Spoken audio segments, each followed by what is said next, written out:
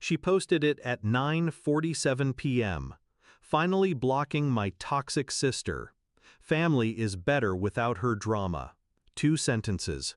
Public, loud, poison dressed as virtue. I stared at the glow of my phone, her words smearing across the screen like cuts. She wanted a crowd, an audience to clap while she erased me. I didn't respond. I didn't argue back. Instead, I made one phone call. 30 minutes later, her dream job offer was rescinded. Because I owned the company. Once I loved her.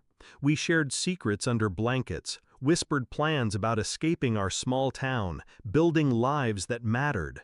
She was my other half, my blood, my first ally in a cruel house. But love has a way of souring when envy grows teeth. I climbed. I built something out of nothing. I clawed for power until I owned the very company people begged to join. She watched from the sidelines, arms crossed, smile tight. At first it was subtle, her jokes about me being lucky, not skilled, her stories twisting my wins into accidents. Then came the sharper moves.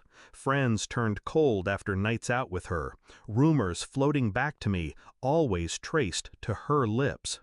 I saw the shift, but I stayed silent. I wanted to believe blood mattered. Her betrayal wasn't in a single moment, it was a pattern. The birthday party where she toasted me with a smile, then whispered to another guest that I stepped on people to get here. The holiday dinner where she passed around old stories, edited to make me cruel, selfish, cold. The job interview she sabotaged for me when we were younger, telling the manager I had a temper, that I was unstable. I forgave her, again and again, until her post. She didn't just stab in the dark this time, she raised her knife under a spotlight, made sure the world saw. Toxic sister. Family is better without her.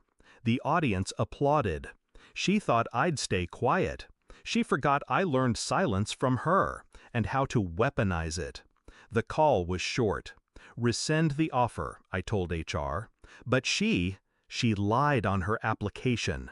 Character matters here. I didn't need to explain further. When the owner speaks, compliance is immediate. By the time she woke up the next morning, her dream was gone. The offer letter she'd bragged about? Voided. Her name flagged in the system, not just for this job, but for every partner company we touched. The corporate web is wide. She would find every door locked before she even reached for the handle.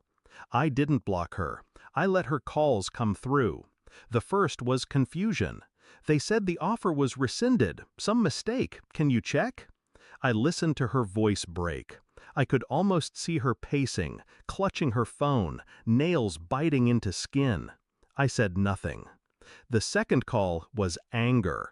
You did this, didn't you? You couldn't stand me finally winning something. I let her scream. My silence was gasoline. The third call, that one was tears. Please, I need this. You know I need this. Don't do this to me. That was the moment I felt it. The weight shift. The scales balancing. The sister who mocked me as toxic was begging for mercy from the toxicity she created. People think revenge is a fire, wild, hot, consuming. They're wrong. Revenge is cold, precise, surgical. It isn't rage, it's restraint. It's the ability to wait, to smile while the knife sharpens quietly out of sight. My revenge wasn't the rescinded offer. It wasn't the locked doors, the silent phone. It was the lesson. That her words had weight. That poison dripped in public would drown her in private. That the sister she tried to erase had the power to erase her instead. Weeks passed. She tried applying elsewhere. I didn't interfere. I didn't have to. Word travels. Reputation is currency, and hers was in debt. At family gatherings, her eyes darted toward me but never landed.